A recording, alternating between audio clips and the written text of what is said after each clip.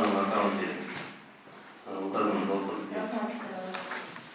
И следующее слово предоставляется представителю Генеральной прокуратуры. По признакам преступления предусмотрено пунктом 2 части статьи 205 Уголовного кодекса присвоение или растрата мероприятий по выявлению фактов нарушения избирательного законодательства в соответствующем порядке.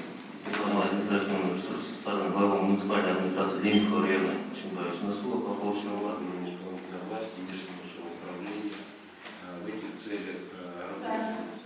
Мы замузлар жөнді бардық қатталған фактылар эти күн документті қаралып шығыш керек.